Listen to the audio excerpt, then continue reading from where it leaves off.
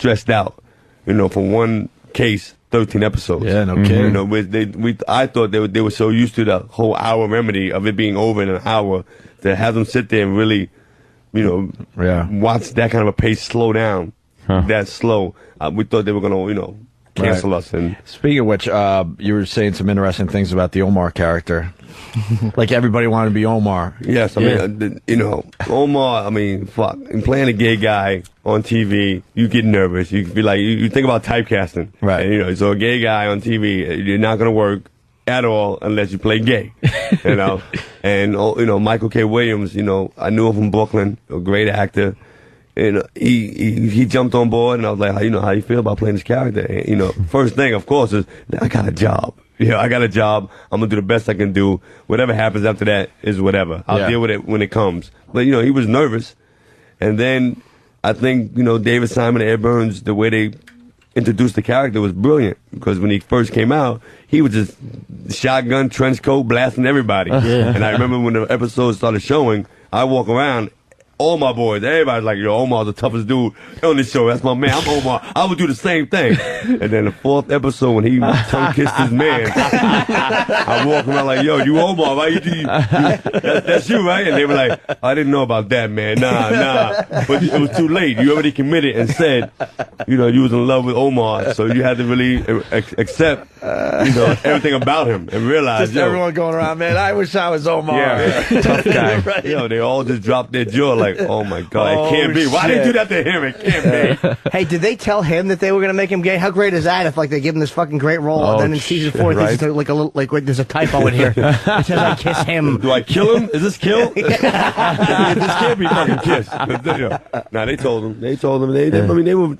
It's just when I first got the audition for The Wire, and they told me they wanted me to come in and audition for a junkie named Bubbles. I didn't want to do it. I thought it was like Pookie. I thought it was like, Huggy Bear. Not that they weren't great characters, but I just felt like I don't want to play into that stereotypical role of being this cliche comic relief.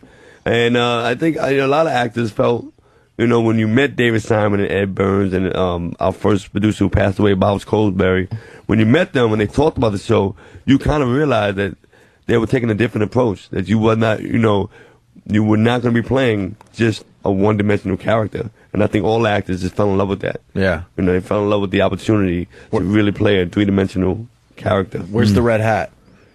Man, they got retired, man. They got retired. Do you have it, though? Back to work. Let you have it? I don't. I had it, and we had like a big big fundraiser. Yeah, the elephant. Ella Thompson. Oh, no kidding. Thompson Fund. Yeah. And we auctioned it off. Did they sell the hat? How much did the red hat go for? I don't even remember. That was a big thing in season 1 for the people that aren't, totally.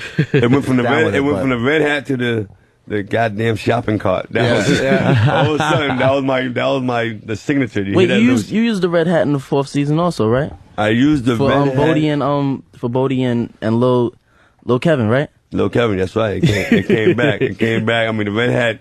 Again, for the first season when Bubbles is trying to identify the bad guys to the cops, he put the red hat on. The cops are on the roof watching, and he's going, "Whoever I put the red hat on, that's the main dog. He's the fucking main guy in the crew." Yeah, take a pic. I laughed at it. I thought it was crazy. But then talking to Ed Burns, who knew the real life Bubbles was his CI. Everything was true. Everything that Bubbles does on the show is something that Bubbles did in real life. Oh, did you ever meet the real Bubbles? I didn't meet him. He had passed away before I got cast. Yeah. But it was amazing because they said that the real Bubbles was like 6'4", 200 pounds, like a big dude. Huh. And when I auditioned, they were like, you don't have the physical, look of Bubbles, but you have the essence, and you're doing a great job. So they cast me. And later on, I wonder what the essence was of the junkie that I had. I was fiending for a job, and I brought that into the room. But came into the room scratching. Listen, guys, you gotta hire me. Come on, I can't go back home to my lady, bro. I throw the subtitles on, by the way, for The Wire. Yeah, really? Oh, yeah. It makes it way more interesting because I just think you guys are messing up words and stuff, and like, no, damn, they're speaking a crazy language here. The language of Baltimore slang, Baltimore slang, and just that youth, the streets. We take the Amtrak down to Washington D.C. every once in a while, and it goes right through the heart of like that area of Baltimore. Yeah. And wow, have you guys walked around there? Yeah, I mean we shoot right on location. Like when we say we shoot on right on location, like people actually invite us in their house to have chicken and potato salad with them. Yeah. Like we're right on location. Like everything you see on the show is everywhere we're at. Yeah, we drive on the train. You just pray that they don't stop and those doors open.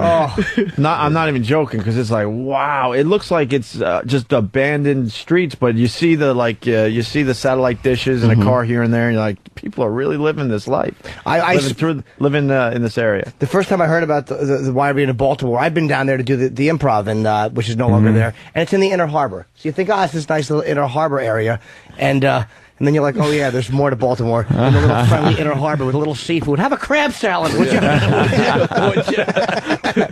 Yeah, Baltimore. I remember the first time, I'm from the Bronx, and you get this attitude of I've been around any kind of neighborhood, I'll adapt.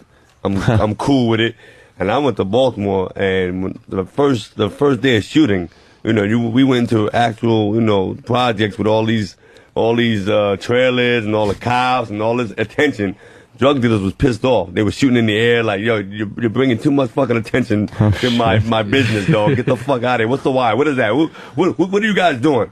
And they shot in the air, and it was definitely a relationship that we had to get with the city. They were shooting in the air while you were filming? Yeah, they was like, yo, just get out, man. I heard one story from Bodie, J.D. Williams. He told me that there was this one scene. I mean, I think you want to cover it. The one scene, it was Marlowe's people versus Avon's people, and it was just a big shootout. They was all shooting down the street. They told me that actually, like, when the gunshots stopped, they were like, all right, we don't, like, our guns are stopped shooting. Why is there still gunshots? And there were people, like, really down the block, really shooting back because they thought they were getting shot at. So it was just a big gunfight, and everybody's like, all right, get down. These are real gunshots. Is that when a little kid got shot? When a little girl got shot? Yeah, that little boy? Mm-hmm. Wow. Wow, these are really uncomfortable. I think it was one of the season opening. I learned more spoilers in the last 15 minutes. Yeah. And then, like, I go from the other place to here, and I decide I got to go to the bathroom. I'm in a stall, and I'm still getting spoilers. Mr. Poe walks in and gives another one. I'm like, I'm not even safe in the stall from the wire spoilers. Yeah, Master Poe is is the guy outside. Our trained killer. Yeah, he's kind of got like Omar's coat. Yeah, see, he looks very scary. And Omar's lifestyle. Yeah.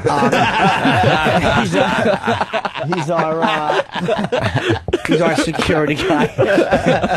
He's a major problem. He's a really a murderous guy if he fights. Yeah. And he was like a little kid when I walked in. Why is my favorite show? And then he starts talking to me about a scene that I discussed with Tristan. I'm like, well, you're listening to the interview? We covered that. You fucking lunatic. Yeah. So I'm surprised he didn't. Did he hassle you guys on the way in for pictures or any of that stuff? No. He gets too excited to actually listen. He gets excited that we have certain people on our show, but he doesn't. The excitement is at a level where he doesn't actually listen to the people he's excited about being on our show, if that makes sense. ADD. Yeah. Tristan, are you related to Jay-Z? What's up with that? I know you're in a... Well, I got to bring it up. I know you're in a Jay-Z... Yeah, I'm in Jay-Z's video, Rock Boys, but I'm not really related to Jay. He's like an uncle to me, but it's coming in really a lot, so I just had to ask. You just know him pretty well. Yeah. It's not a bad guy to know, right? Yeah. How much Not ass? a bad guy at all. How much ass? I have to ask. Since the fucking... I mean, you're a married man. I'm a married man. I'm not even allowed to watch Jay-Z videos. It's just all over. Why hurt myself? So, he's 19 years old, Tristan, and you'll be 20 in July. I know. No, I'll be 19 in July. Oh, you're only 19? Yes. Oh, well, somebody should be fired for that 19 in shitty prep July. sheet. I'm 18. July 18 what? right now. July 15th. Okay. I'm almost excited because I'm July 19th, so I figure we have something in common. I'm July 17th. Yeah, Kansas in the That's house. crazy now. That's very weird. You know how it is.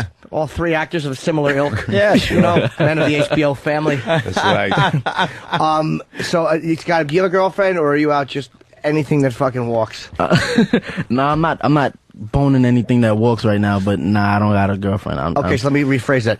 Anything that's not fat that walks. Now you're choosing. You have a bona fide part in a hit show, and especially the Jay-Z video, which will probably get you more ass. Because I imagine like a lot of chicks with big tits are not watching The Wire as much as fucking 40-year-old fucking mediocre men like myself. So the fucking chicks are going to come from the Jay-Z videos.